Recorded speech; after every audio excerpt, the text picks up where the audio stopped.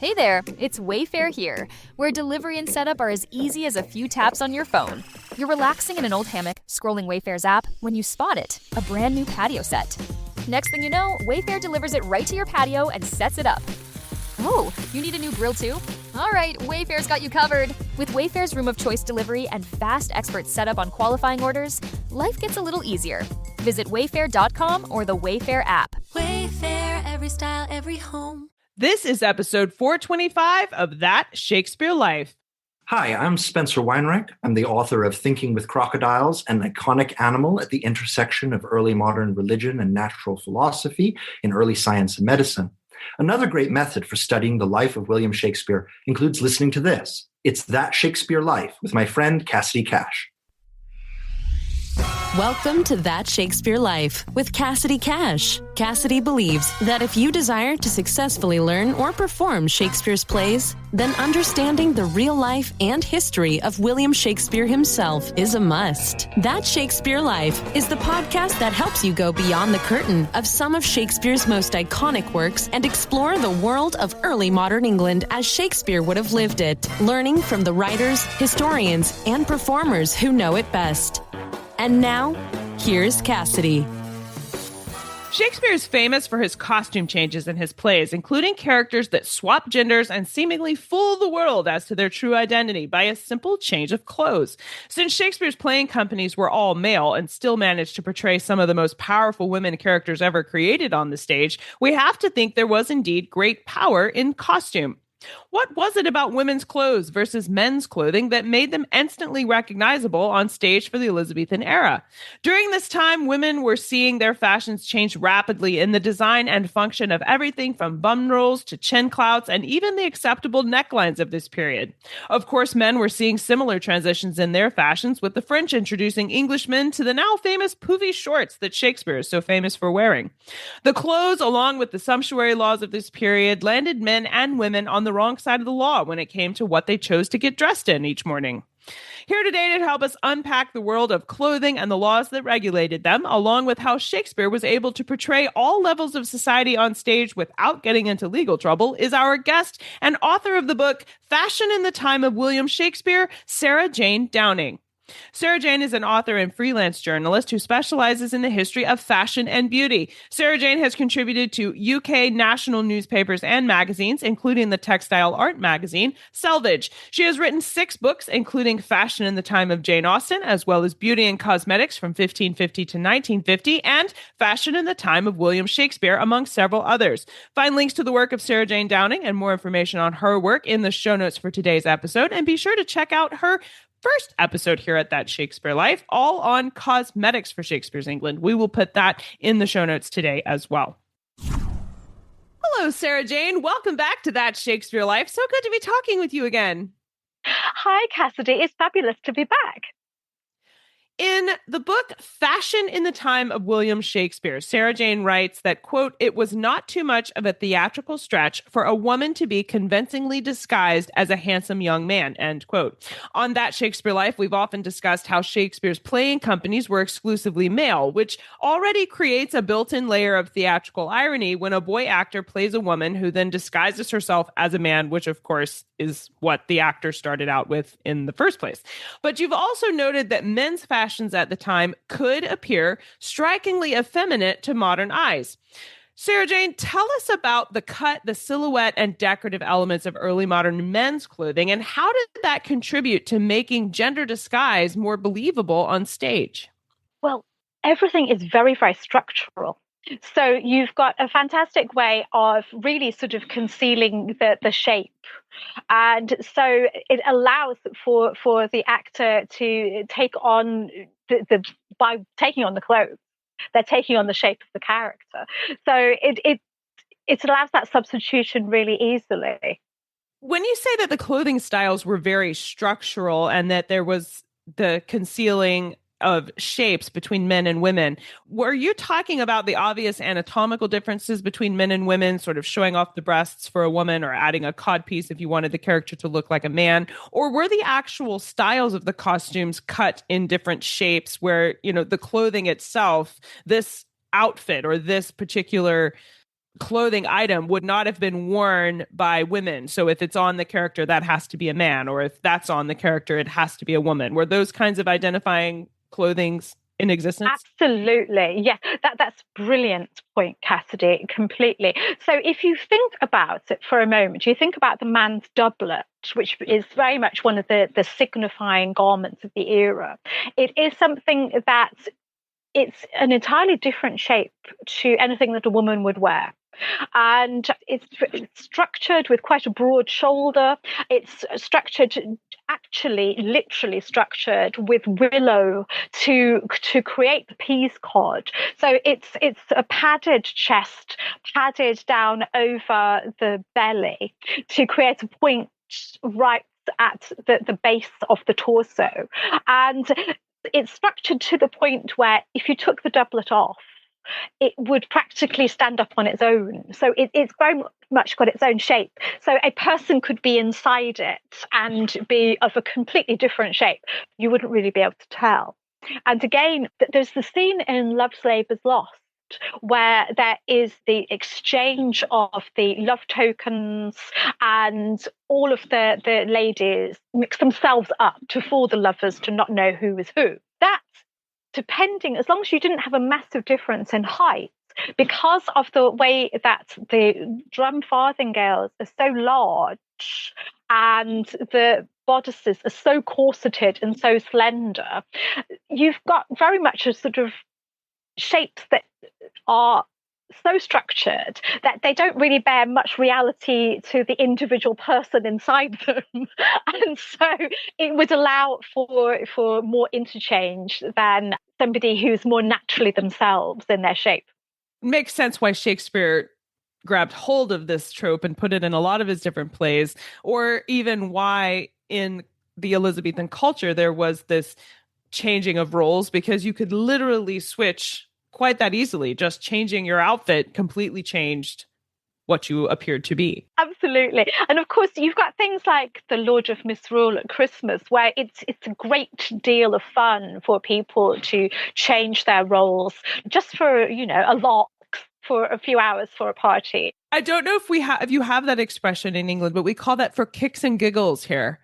Do you say that there? That's brilliant. Yes, exactly. No, I like that. Yeah. Sarah Jane writes that sumptuary laws were passed to try and regulate who could wear specific styles and even specific materials, while simultaneously noting that, quote, most people reveled in their disposable income and were desperate to wear the finest their money could buy, from glamorous gilded rebottos and fans down to the silkiest peach stockings, and even if that meant breaking the law. Sarah Jane, what does that mean about the enforcement of sumptuary laws? Were people punished for wearing clothes outside of their station, or did people generally wear what they wanted to, and I guess in this instance, what they could afford, and just beshrew the consequences? Well, some and some. Some people managed to get away with doing pretty much what they wanted, but a lot of people were more sort of, I suppose, controlled by, if someone was wearing something outside of their status, often the community would be like, oh my God, oh, look at you, who do you think you are? And so that kind of consensus about what people should be wearing, about whose status is represented in which ways, that sort of stopped a lot of people from really sort of going too far. But you have comments from, there was a visitor from Germany who wrote about how the English women were always very well dressed. They were wearing velvet in the street. And I don't know why in the streets was particularly a thing, but women wearing velvet in the streets. So that was his commentary about British women being very well dressed. And certainly there were a lot of women, a lot of ordinary women who shouldn't really, according to the rules, be wearing velvet. So I think people did get away with it. But there are instances, and one of the most sort of striking instances, there was a law that you had to be buried in wool. There was also a law that you had to wear wool on Sunday. And this was a sort of a protection kind of ruling. There was a cap making business in Coventry. It was well known as the city of cap makers, and the wool was dyed with woad, so they're generally nice shades of blue. And the Coventry cap, everybody was supposed to wear, everyone of certain, I suppose, lower and middling classes were supposed to wear the cap on a Sunday.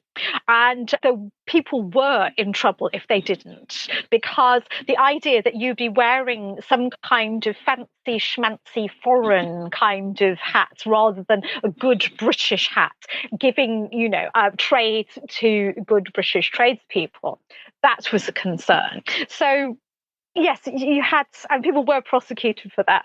So you had a variety of rules for different reasons sometimes. One particular item of clothing that Sarah Jane writes about that marked a woman of a certain class was called a chin clout. This commentary comes in Sarah Jane's book as a citation on a specific illustration demonstrating a woman in the 16th century who is wearing both a chin clout and the Elizabethan ruff that you probably would recognize. Sarah Jane, tell us first what a chin clout is, and then what is it used for? And please explain the significance of an image of a woman in this century that would have both of these on at the same time. It's quite strange, actually, because it's kind of, it's also referred to as a muffler, and it's kind of like an Elizabethan version of a COVID mask, which is awful to think of. But this is, of course, an era of plague and disease. And so if you are venturing forth away from your homestead and you're going into market or you're going into town where you're going to be exposed to a lot of people that you don't know, that you're not related to, there is definitely a worry about whether you are going to breathe in. I mean, the concept of germs isn't fully formed in the way that we have, but the idea of breathing in something that might be from somebody strange that you don't know. And so it's covering the lower face to avoid that. This definitely is, there's not very much about it, but what there is shows that it's very much of this country woman, sort of middle class. Often she is going to be doing something formal, maybe taking her produce to market, something like that. So she has certain status in what she's doing. So hence the ruff as well, and the quite nice formal clothes, but nothing too dramatically ostentatious. So you've got the formal ruff, but also you've got the protection just in case. Sarah Jane's work talks about the 1580s as a time of transition in women's fashion specifically, noting a change in both the farthingale and a drastic shift in what was acceptable for women's neckline. Sarah Jane, tell us about these shifts. What were they before, and how were the standards changing during Shakespeare's lifetime? It's fascinating. If you think about the early period, you've very much got bodices that are very, very stiff, right the way up to the top of the chest. And so it's almost like your bosoms are sort of walled up behind a wall of buckram. And it creates a very flat feature of the bodice, and very much covered to the throat with the ruff at the top. You go from that at the beginning of the era, in the 1580s, is the introduction of the stomacher, which is an inverted triangle, the straight line being across the bust line and the point being just below the waist. And with this, it allows for the neckline to shift so that from the ruff that is completely around the throat, it becomes the fan-shaped ruff. So it is high behind the head and down towards the shoulders. So it creates a fan that goes around the top part, and the bust line is, not desperately low, but it is straight across at the bust, sort of armpit level. Definitely here. To see this in full, I'll encourage you to get Sarah Jane's book. There's tons of paintings and illustrations in here that demonstrate the fashions of the day, including the Elizabethan bum roll and this fluctuating neckline. And what strikes me is that these fashions exist simultaneously. And you'll see paintings of some women opting for the older style, and then there's other paintings showing women choosing the more modern look. And even though we're saying that the neckline is lowered in the 1580s, I will point out for you, since this is audio and you can't see the paintings right now, the necklines remained extremely modest by 21st century standards. So when we say they were lowered, we're not talking about any, J-Lo at the Oscars kind of moments or things like that. There's not anything in the paintings that would reflect indecent dress or even immodest clothing by today's standards, certainly not by Elizabethan standards. It was just a change in the distance from the chin to the collarbone in terms of where the neckline would land. Sarah Jane, would you say that's an accurate understanding of the change here? It is, until you get to a little bit later, because then you do have suggestions that it is thoroughly indecent. And you have moralists of the day just at the end of Elizabeth's reign going into that of James I. Anne of Denmark, James I's wife, she was very proud of her beautiful blonde hair and of her fantastic high white bosom. And she wore extremely low-cut gowns. One of the moralists of the day said about their breasts they unbusk upon high, and about how there's an indecent hint of a rosy nipple to be seen. Oh, so, wow. She was scandalous. Absolutely. And again, it is quite possible. I take it that back. Maybe... It was indecent by Elizabethan standards. It may have been an exaggeration, but certainly you do have quite a lowering. So if you look at the portraits in my book of Queen Anne, and you look at her bust line, it is low. So yes, indeed, that there are suggestions that some as people with were anything, going crazy. It can be taken to extremes. Absolutely. In masque dress, you had costumes that were quite sort of diaphanous and very scandalous because of it. And so you might have, for instance, a very fine wisp of gauze across your neckline, but it might be transparent enough to see that really there's nothing on underneath. And so you've got little sort of hints in masque dress that allow for quite sort of scandalous levels of, well, not nudity because they're covered, but certainly hints of nudity.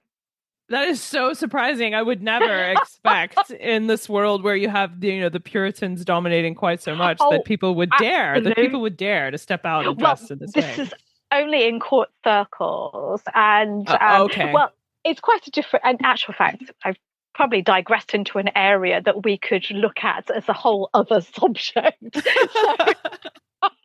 So look out for additional research coming into absolutely. Exactly what was okay and not. But in Sarah Jane's book, she does have an entire chapter on ruffs and rebottos, which I loved, not only because the Elizabethan ruff is one of the most famous items of clothing in Shakespeare's lifetime, but because this chapter begins with a quote from Shakespeare. Sarah Jane writes that in A Winter's Tale, Autolycus says, "Golden coifs and stomachers for my lads to give their dears, pin and poking sticks of steel, what maids lack from head to heel."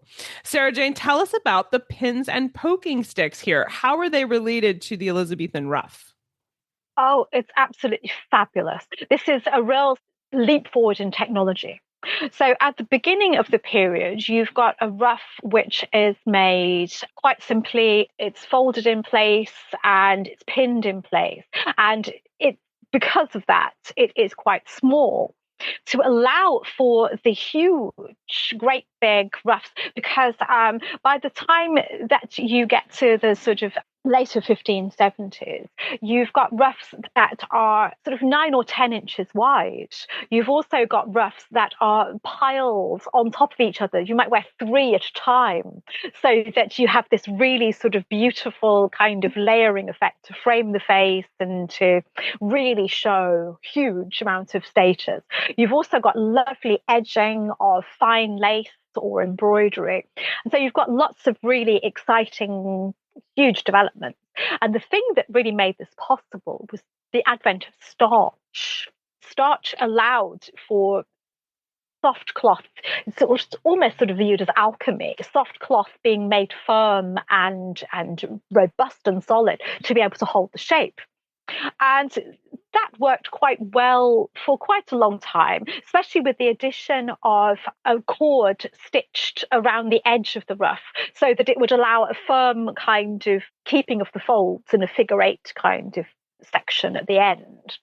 But once you got the advent of the steel poking stick as opposed to bone or wood, it could be heated directly in the fire. And so the starch could actually be not just heated and dried, but crisped into place.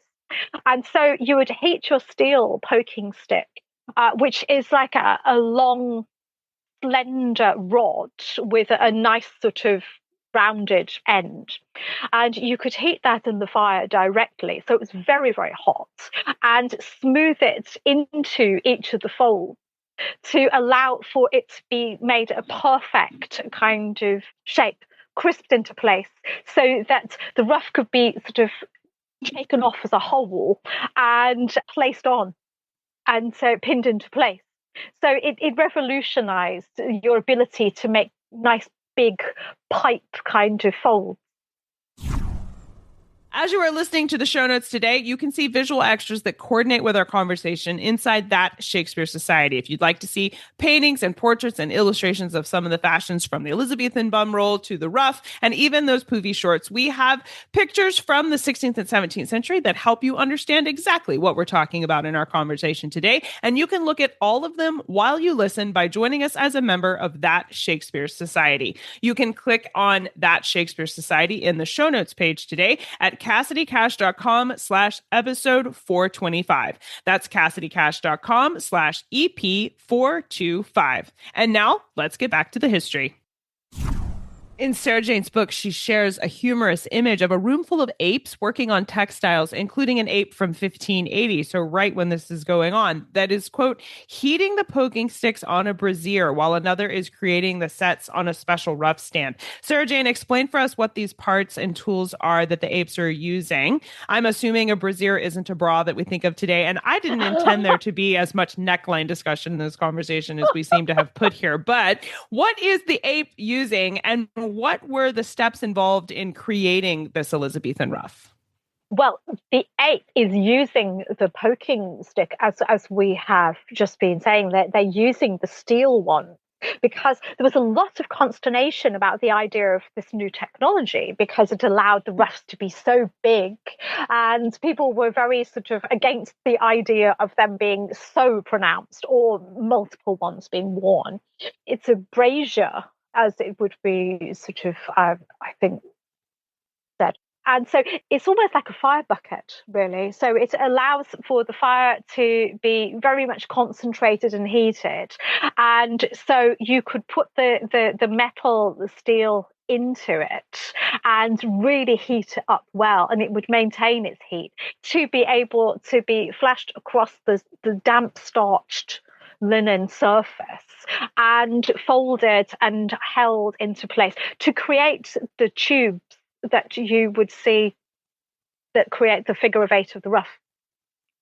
So almost like an iron, perhaps, in a way? Absolutely, Okay. yes, like an iron. But instead of the pointy smoothness of an iron, it's the same principle. So it's drying the starch in place, but around the cylinder to create... To make a particular shape. Got it. Absolutely, yeah. Absolutely. Would it take a team of people? I mean, the picture has a room of apes doing it, but would it take several people to create one?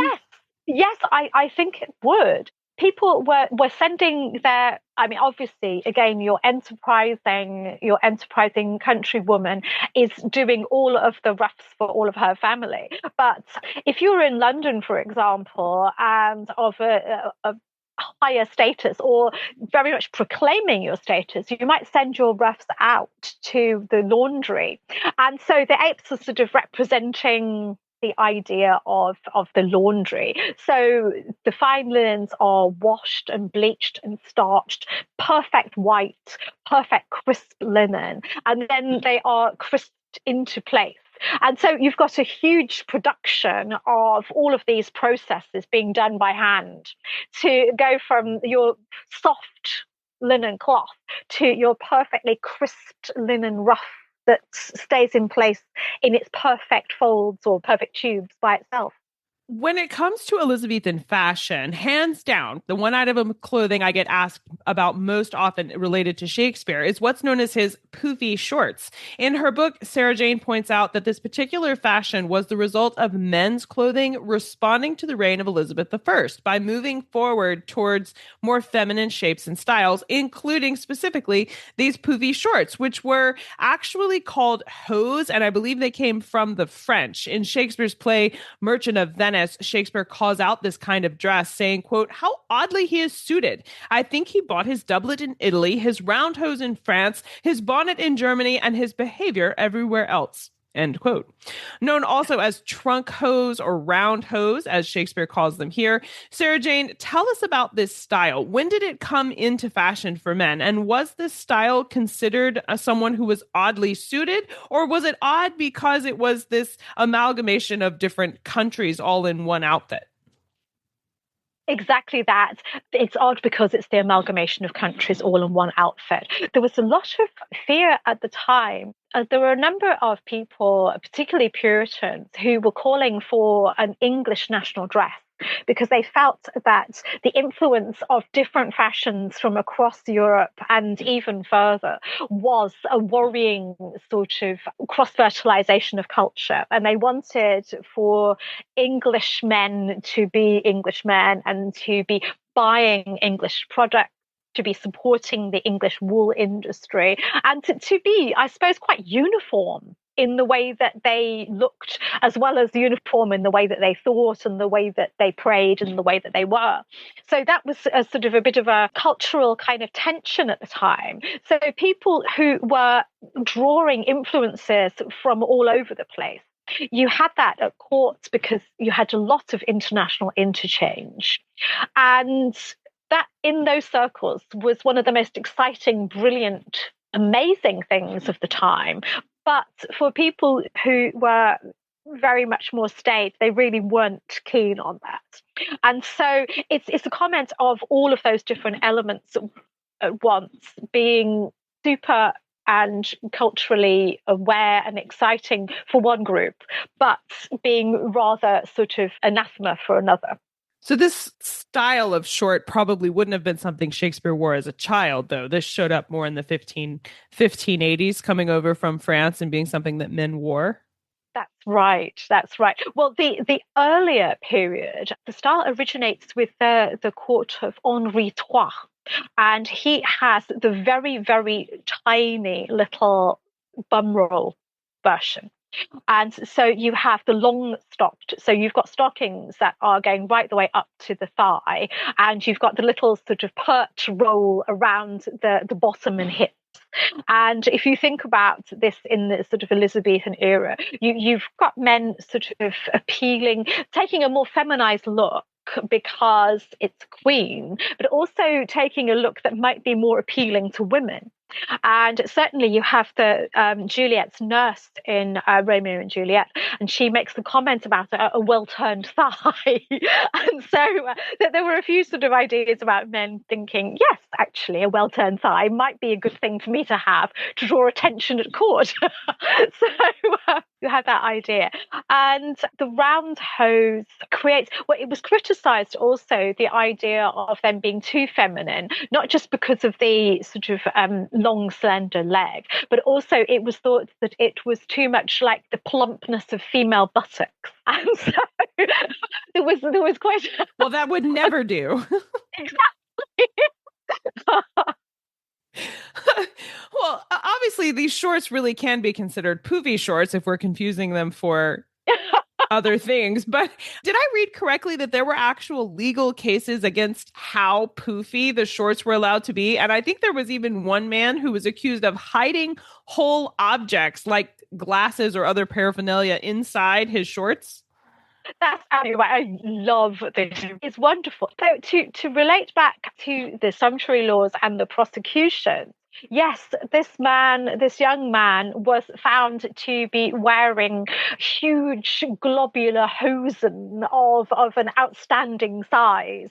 And so he was called to court to justify how he had extended himself in such a way and why. And in his defense, that they make him take out all of the items that are within his home. And they pull out, it's like it's a pair of bed sheets and it's 4 towels and it's 8 napkins and it's his glass. Yes, he's got a couple of glasses. He's got all sorts of things. And it's one thing is pulled out after another, after another, and after another. And the whole court, they're wrapped as in what on earth is coming next? How could he have all of this? And he's got his shirts and he's got stockings and he's got handkerchiefs and everything is just packed in. And in the end, as everyone is sort of, giggling and sort of what on earth is all of this? And the judge says, well, what is this? Why? And he's like, well, I have no place. So this is the safest place to store all of my goods. And so because everybody has laughed so much and it's such a farce, in the end, they feel that they cannot actually charge him. And so he is made to pack everything back in and go off. And that's it. So he's let off the hook.